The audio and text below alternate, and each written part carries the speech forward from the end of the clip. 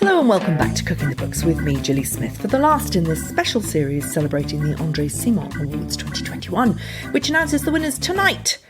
This week we meet Yasmin Khan, whose book Ripe Figs transports us across the East Mediterranean, tasting the best food in Greece, Turkey and Cyprus in the company of refugees and activists. As they chop and chat about borders, memory and identity, Yasmin shows us how food can give dignity and humanise people in the harshest of circumstances. It could be a more pertinent subject right now.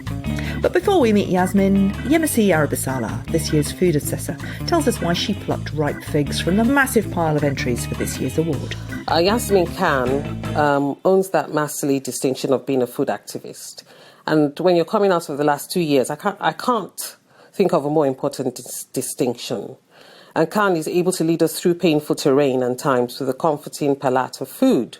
She uses the Eastern Mediterranean as her canvas, and she allows people to speak for themselves. She unravels the generalizations and broadens our thoughts. She gives us necessary nourishment for thought. And her food and photographs are impeccable. The journey and the light are irresistible. So Khan successfully strikes that balance that in fact needs to be the new normal, where we don't eat everything we can because our appetites are better refined, our tables are more accommodating, our hedonism is more politically correct, more compassionate and inclusive. Her book transports you beautifully and is a unique gem. And before we set off to Athens to accompany Yasmin on her journey across the East Med, I took her back to her childhood home in Birmingham, which she says was always full of family members and friends fleeing political and social chaos, and asked her if this is where her activism began. I think so, yes. So I was born in the UK, but my mother is from Iran and my dad is from Pakistan. And when I was very young, we actually went back to Iran for a number of years because my mum was doing her PhD fieldwork over there. And it was a very tumultuous time. It was during the Iran-Iraq War, which went on from 81 to 87, 1 million people kind of were killed during that war. But also it was a time of intense political persecution in Iran. And my family were very kind of active against the Iranian regime. And like many families from the region, kind of sadly kind of paid the price for that in terms of political executions or imprisonment or discrimination to that effect. So as you can imagine, as I think that really stayed with me as a child. And back then, which actually I was going to say back then, but I think this very much plays out across the UK at the moment as well. It's very common, I think, for new migrant communities to support other ones. So, lots of refugees were coming over from Iran in the 80s. And I have lots of memories of kind of family gatherings and that very much being kind of a topic of conversation. Yeah, absolutely. And then, of course, I met you first at the Delicious podcast when you were doing Zaytoun, which was the story of people who've been displaced in Palestine. And, you're very good at telling stories that bring places that are very much about the headlines for many of us to life. Well, what I love about food, apart from the obvious, the incredible taste, the smells, the delight that we all get from the pleasures of a good meal. One of the most powerful things about exploring food, and I'm sure this is one of the reasons why you love kind of the work you do as well, is that food often acts as a gateway to exploring a whole host of other issues. When you examine what is on a plate, whether that is in, Manchester or Mumbai, what you're actually looking at is a whole series of experiences that have come through trade and history and economics and, gender relations and agriculture.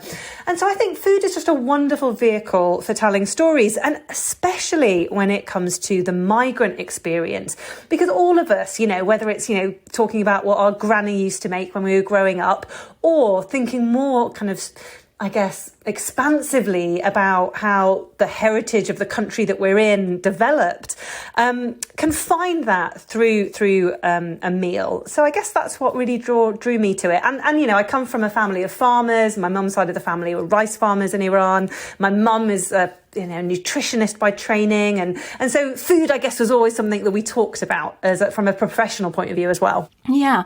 So why the Eastern Med this time? You've chosen to take us through Turkey, Greece and Cyprus. Is it just because of that mass exodus of refugees, the biggest movement of people that Europe has seen, as you say in your book, since World War II? Is it that drove you to look at the Eastern Med this time? That was probably the primary factor, because what I like to do in my cookbooks, I mean, look, if we want a recipe, we can all go online and find a recipe for any dish we want to make. But I think the beauty of a good cookbook is something that you turn to that kind of gives you an insight into a world or a technique, and kind of digs deeper really than just a set of ingredients in a recipe.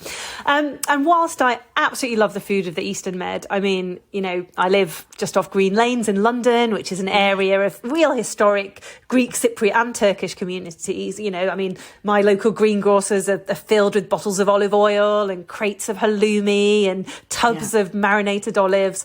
So as much as I love that food, and it's very much part of the environment in which I live in, I also wanted to use this book, as I've done with all my books, I think, to try and explore an issue that's a little bit prickly and a little bit difficult. And I think food is such a great entryway to do that. And of course, the issue I wanted to look at is how in the 21st century do we deal with one of the oldest kind of challenges, I guess, of humanity, which is that people have always moved and are likely to always move again.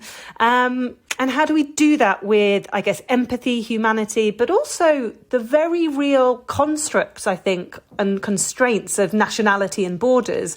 It's not a black and white issue. And I mean, we're recording this actually on a day that's significant on this issue in several reasons, really. One, with the Russian invasion of Ukraine, again, with, when you said the biggest mass movement of people since the Second World War, I just thought in my head, oh God, well, I hope that is the case, with what's happening in Ukraine. We don't know.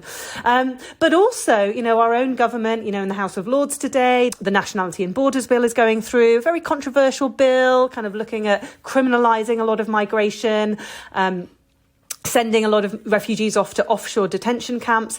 So it's just a very live issue. So I thought, I'll try and do something small to add to the debate. Something small. It's fascinating. Yemisi Aribisala, who's talked about why your book is on the shortlist, one of the 7 best food books of the year, according to the Andre Simons.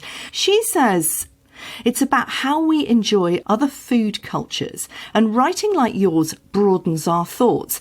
I thought that was fantastically interesting, that books like yours, writing like yours, that you go off as an activist to kind of find places for us and make us think very differently, helps us to understand not just the food, but the culture.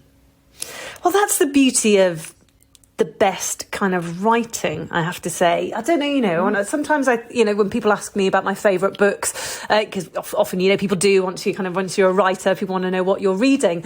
The books that I've always been drawn to, and I read a lot of fiction, kind of books with a sense of place. I'm just, something like Anne Patchett's State of Wonder, or Chimamanda Ngozi Adichie's, Americana, or Half a Yellow Sun. And I guess I try and emulate that in my own books, even though they're not fiction in any way, because I think I like to go on a journey with the books that I read. So I hope that my readers do the same. Take us to Athens for your first food moment. Yes, so Athens is such an incredible food city. I don't know if you've been, but it's so, whether you're kind of sitting down to a beautiful kind of feast of braised lamb, or kind of just grabbing some souvlaki or eating some baklava. I think that it's such a warm food culture in Athens, and I'd kind of gone there, full of lots of great enthusiasm and excitement as I was planning my trip, for all the things I was going to explore. But I ended up actually having a really difficult time when I was in Athens. And the book rather, I think, unexpectedly starts with that. It starts because it kind of chronicles the fact that I had recently kind of had a miscarriage, and all of a sudden was kind of in the middle of this city, and it was really affecting my sense of taste and my ability to absorb everything. And I think, 2 years into a pandemic, I think that's something we can all relate to, because stress or grief of whatever kind does hugely affect our appetites. And I wanted to include that in the book because as a travel writer, I see myself as both a food and a travel writer. So much of the modern food and travel experience is so sanitized these days, isn't it? It's a Instagrammer in front of a market, grinning at the camera with a basket of lemons. But any of us who've been on holiday, let alone travel, know that, it's hardly like that, is it? Whether it's a terrible hotel or a stress in your family or just, that whatever you might be going through or witnessing in where you are. And the title of the book comes from that experience, because I was kind of feeling kind of tired and glum and a bit hormonal and stressed. And I was eating a punnet of fresh figs. And for me, my family in Iran, I said they were farmers, and there are 2 huge fig trees on my grandparents' small kind of farm. And I have these really beautiful memories of my grandfather kind of harvesting figs early in the morning before breakfast when we'd be there on our summer holidays. And I wrote about that in my first book, The Saffron Tales, actually, that moment. And he'd come and he'd kind of prod us awake with his walking stick. And, we'd had to get to the table as soon as he woke us up, because we knew that he was so greedy. He would have eaten a lot, if we didn't get there quickly. And all of a sudden, these kind of ripe figs that I was eating just transported me to another place of kind of safety and connection and love. And I thought, well, that's what food can do, actually. Through the act of simply tasting and savouring something, we connect to our emotions and our memory in such a visceral way. And seeing as I was writing about migration, it just suddenly occurred to me that maybe that would be a good title for the book. And of course, ripe figs, you can find them throughout that region. Yeah, it's a beautiful piece of writing. I had 3 miscarriages between my 2 girls, and I totally, I welled up as soon as I read that.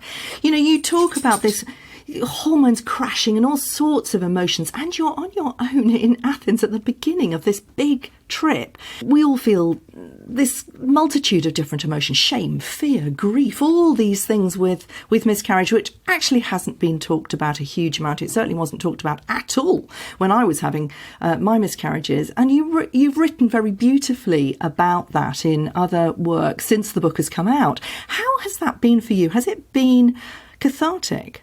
Well, first of all, I'm so sorry to hear about your miscarriages. I do know that even my friends who have children, I don't have children, but they never really leave you, I think, the trauma of them. And people seem to kind of think, oh, you've had kids now, so they do. But it's deeply traumatic. And I'm really, really sorry to hear you went through that.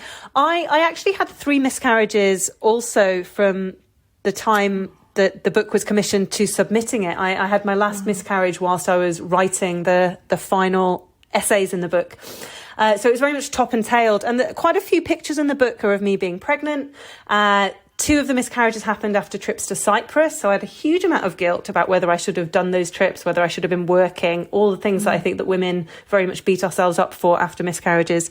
I don't know if it's been cathartic, because I think anyone who's struggled with fertility challenges knows that they don't go away easily. But it certainly felt validating to write about the experiences and connect with so many other women and men, actually, who've gone through similar things. I think there has almost become, not a trend, but it's great that people are now speaking up about it. But when I had my first one, that certainly wasn't the case. And I think the more we can try collectively to lift the taboos on some of these issues, the better access women can get to resources. I still think there's huge issues around how the NHS treats women who have miscarriages. And yeah, again, if on a small level I can help other women feel that they weren't alone, then yeah, I think it's helpful. It's really important, and huge love to you for that, Yasmin. It's an extraordinary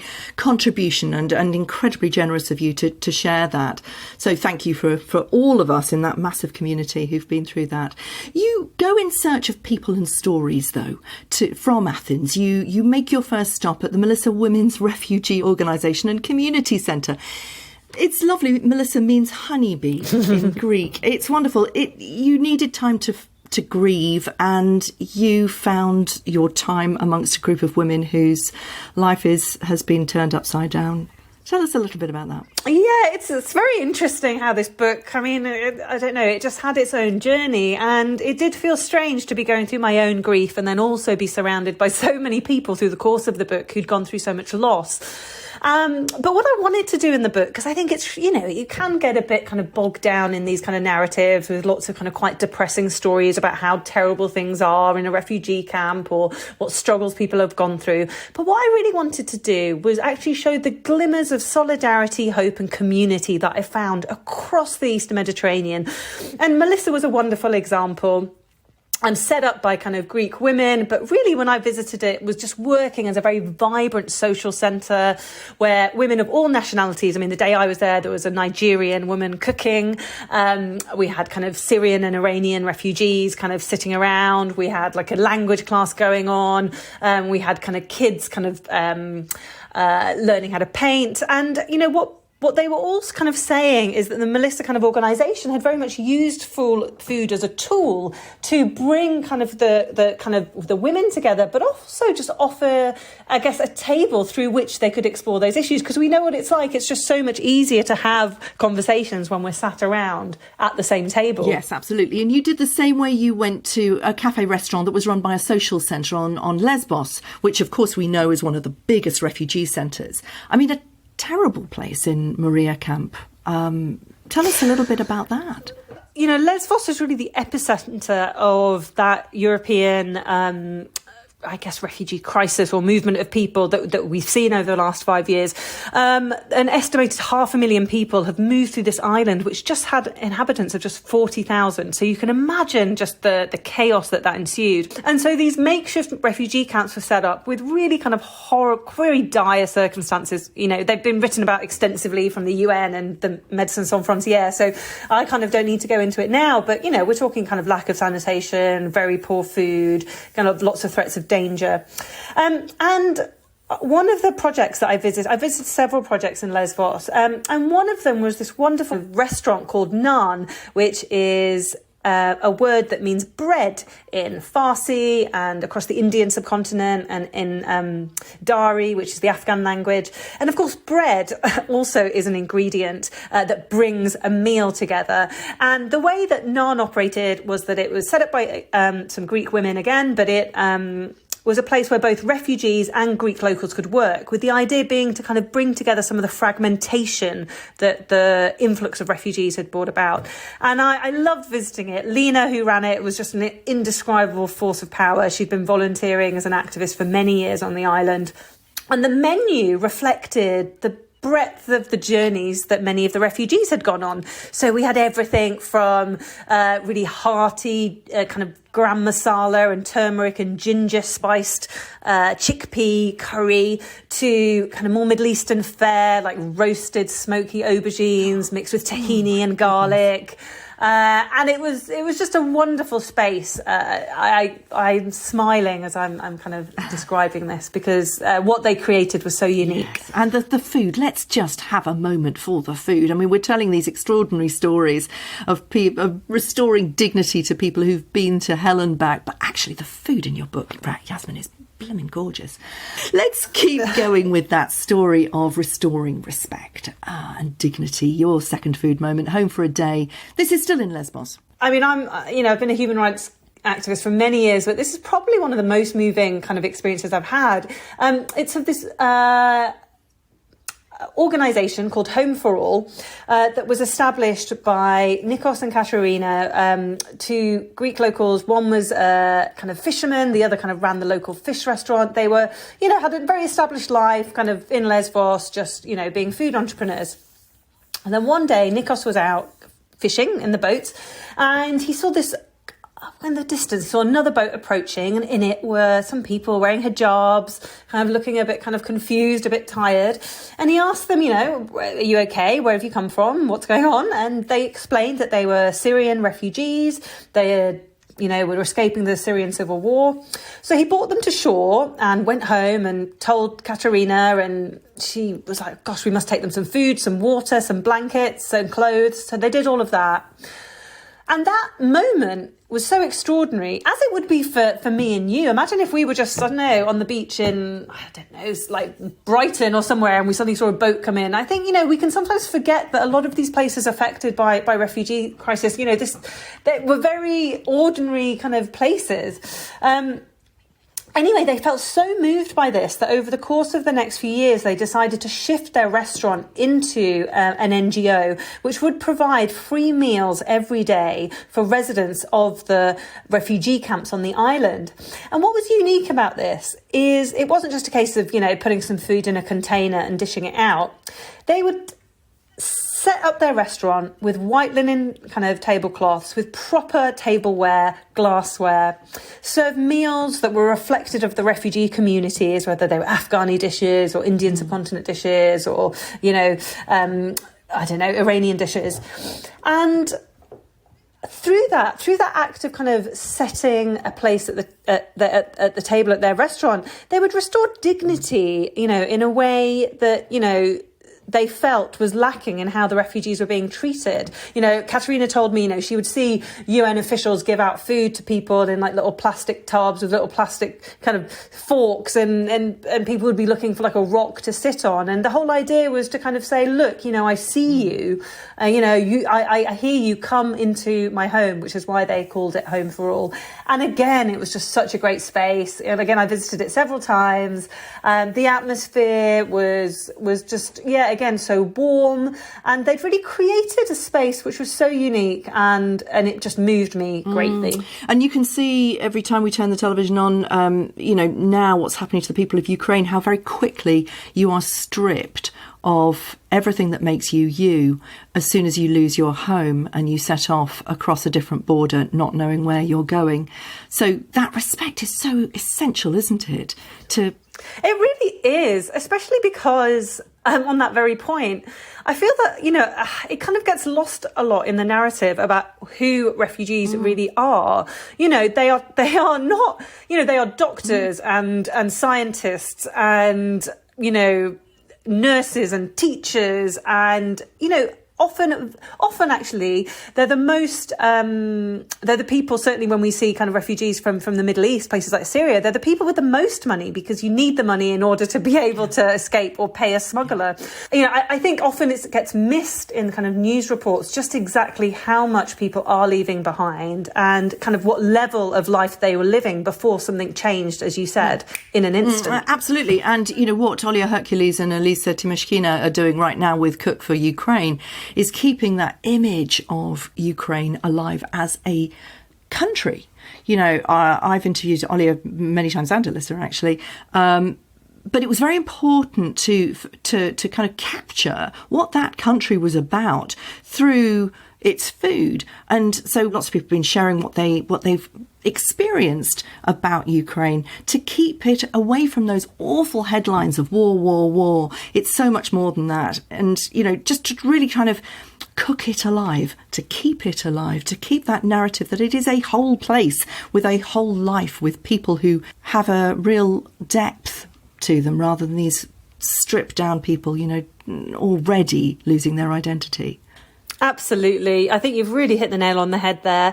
And I think that humanizing people is one of the most powerful acts that we can do. And I think that's been very important to me in all my books, whether I was talking about the people of Iran in the Saffron Tales, or Palestinian people in Zaytun, or people from different migrant and refugee communities, trying to just really break it down into the nuance. I remember, I always say to people, when people think of people from the Middle East, they put them into boxes. It's either like terrorist or refugee. And I'm like, well, why does, Ali always have to be that? More often than not, he is just someone who's kicking back, watching Netflix, eating a takeaway like me and you. Exactly. It's the similarity. I've always believed that people, wherever we are in the world, have got more that unites us than divides us. Exactly, especially if you're breaking bread together. Your third food moment takes us to Istanbul, but actually you live in little Istanbul, don't you? I do. In your little part of North London, you've got 50 Turkish restaurants within a mile radius of your house, and you bring that to life. You talk about the Anatolian pop music, the smell of the charcoal grill and lamb chops, the smoky mashed aubergine and charred flatbreads. I mean, you really do write a place alive, don't you? do you see yourself as a travel writer or as a food writer? It's hard, isn't it? Because obviously I write about food and travel. But yeah, I adore where I live, and I wanted to bring it to life, really, because I think, we can, and I think the pandemic again made us, I think, more observant of our surroundings, didn't it? So I'm very lucky. I can travel to the Eastern Mediterranean every day through just visiting my greengrocer and the ingredients that are available to me, whether they're, incredible bunches of fresh herbs for like a fraction of what you'd pay at the supermarket, or courgette flowers that I like to kind of stuff and make into dolmades. I do feel very fortunate, but I am lucky, and I think that also played a big part in my affection for the region. But yes, Istanbul is just an incredibly special place, I think. Have you been? I haven't. It's one of the very few places I haven't been. I really, really must. But I've stopped flying now, so it would take a long time to get there. But I will. I'll get there. Oh, good for you. Well, you can go overground. I'm going to give you a little tip as a travel writer. Yes. It's a nice journey, actually. The best, way to do it, I think, the best way to get to Athens overground, I think, is getting the train to Venice. And then from Venice, you can get a boat. But you can get a train pretty much kind of all the way along there, to Thessaloniki, and then change and go down to Istanbul. Yes, so I have looked it is at the possible. I am planning. I am planning. The old Orient Express, that used to be the route, didn't it?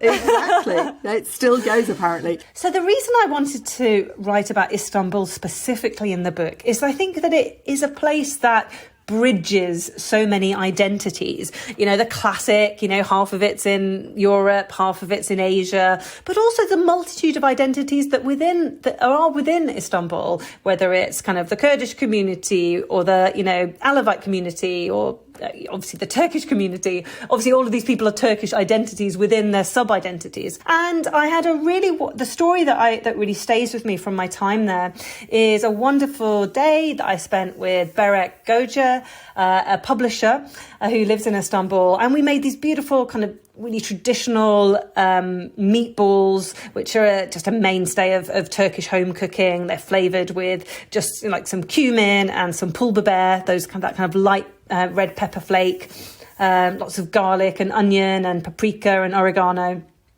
And then we also made this gorgeous hot yogurt soup, which honestly, I always tell people to go to that in the book. It is a real favourite of mine, a beautiful, creamy, rich yogurt soup with flecks of kind of mint in it. And it's finished with a lovely buttery chili kind of oil.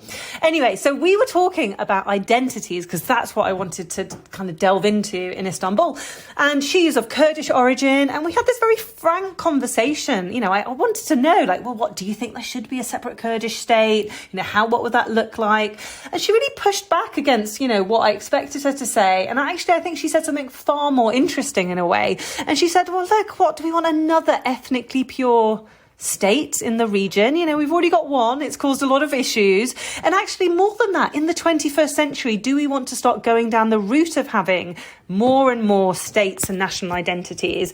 Or is it better for us to start thinking, about how we can live and work together? And I loved that. And I just felt it was a very powerful message, and one that I think can get lost when we think, how do we solve a problem? And we just give people their own ethnic state. As many Turks pointed out to me, that, what actually is needed is for proper human rights within Turkey so that the Kurdish community can exercise their rights freely and not be persecuted, not trying to divide us into more and more kind of small groups.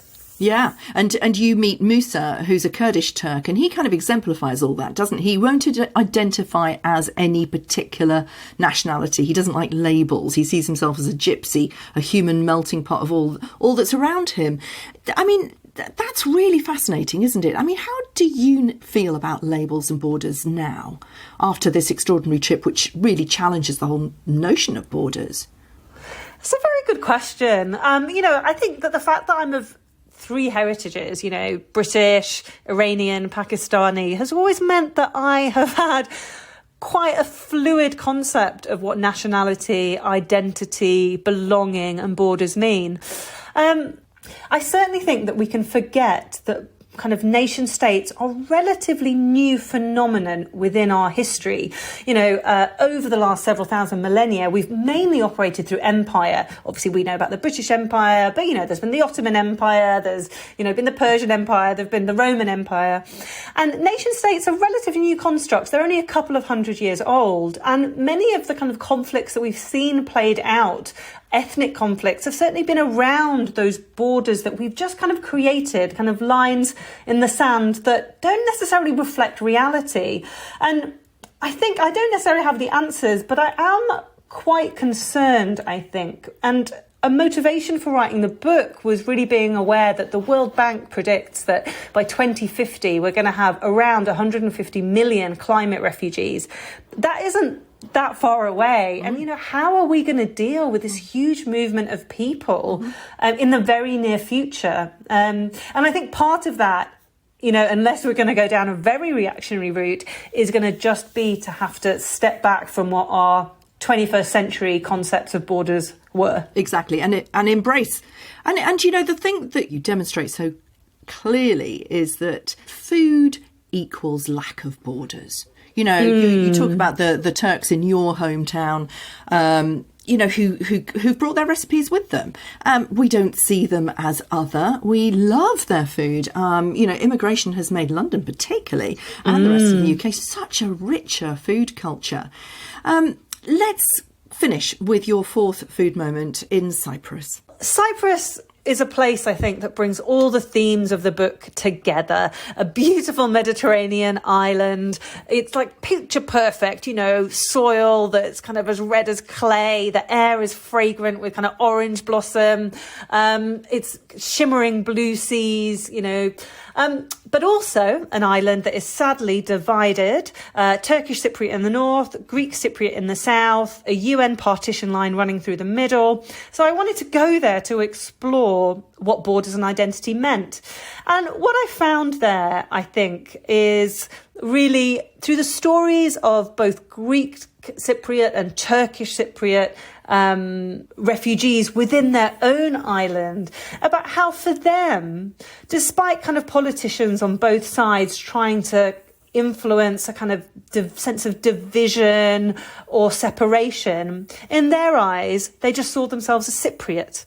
And what I was inspired by were the cross-border initiatives, whether it was a cross-border cycling club that, was doing kind of, group tours or had competitions, or just on a smaller scale, a wonderful kind of cafe, actually also called Home, which was situated in the kind of buffer zone in between the two territories.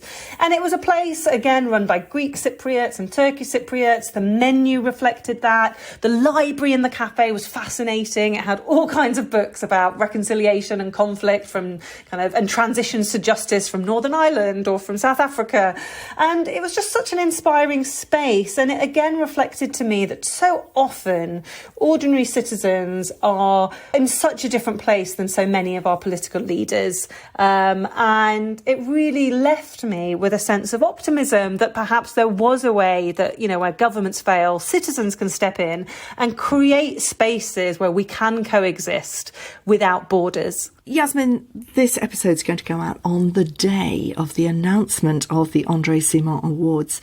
You're up against 6 very strong contenders. What would it mean to you to win an award like this? Well, I have to say, it was such a privilege to be nominated for such a prestigious award and to be in a category with so many exceptional books, many of which I own. But I mean, I would be completely over the moon to win for this book. It's, I think, my most personal book to date, and for all kinds of reasons, I really poured my heart and soul into it. being the kind of child of migrants, the kind of issue of migration has always been so dear to me, especially, coming from a family that did face political persecution, and seeing the climate that kind of exists at the moment politically. It just, I think it would just send a really wonderful message about how we all want the world to be. And yeah, as we've discussed on a more personal note, it was a very difficult book to write because of what was going on in my personal life. I did think about giving back my advance. I thought I couldn't write it. I thought it was too difficult given what I'd gone through. And I'm so overwhelmed and touched that so many people have enjoyed the book, and it has meant all that was worthwhile. And I'll stick my neck out and say that Ripe Figs would be my choice for the Andre Simon Food Book of the Year 2021, if only because it raises possibly the most important questions about humanity right now. Thanks for listening. You can also find me on Food FM, the online radio station and global podcast platform which aims to change the world through food. Please do get in touch on social media. I'm at Cooking the Books with Gilly Smith on Instagram and at Gilly Smith on Twitter. And I'll be back next week to chat with Yemisi herself about her own book, Long Throat, Soups, Sex and Nigerian Taste Buds.